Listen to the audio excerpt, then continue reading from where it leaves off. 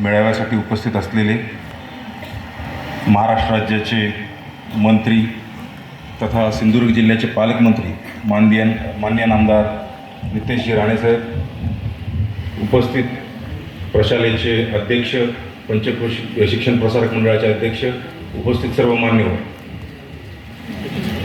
विद्यार्थ्यांनो, आपल्या सर्वांना कल्पना आहे की स्काउट गाईड ही जी संकल्पना आहे ही लॉर्ड बेंडन पॉवेल यांनी सुरुवातीला निर्माण केली आणि ब्रिटिश सैन्याला मदत व्हावी म्हणून त्यांनी ह्या सेनेची स्थापना केली.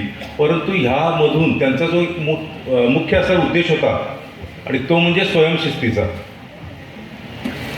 खरं तर आपण पाहिलं तर नॅशनल कॅडेट कोर्स या माध्यमातूनही आपल्याला तिथे शिस्तीचे धडे दिले जातात, परंतु त्याचबरोबर संस्कारक्षम शिस्त काय असते ह्याच्यासाठी हा जो उपक्रम आहे स्काउट गाईड तो सुरू करण्यात आला होता.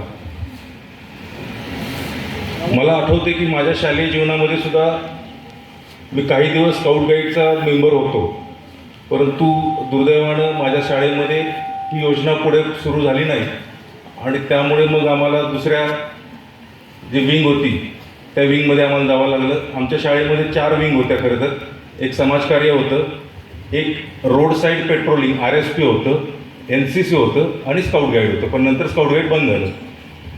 पण तुम्हाला ही संधी चांगली मिळालेली आहे. ह्या अशा प्रकारच्या कॅम्प्समधून आपल्याला एक सहकार्याची भावना ही निर्माण होते. एकमेकांच्या सोबत, एकमेकांच्या गुणदोषांसह कसं राहायचं, कसं ॲडजस्ट करायचं हे आत्ता तुम्हाला ह्या लहान वयामध्येच शिकायला मिळणार आहे. जेणेकरून भविष्यामध्ये तुम्ही ज्यावेळी हॉस्टेलला जाल, वसतिगृहामध्ये राहायला जाल, त्यावेळी तुम्हाला वसतिगृहामध्ये राहणं अधिक सुकर होईल.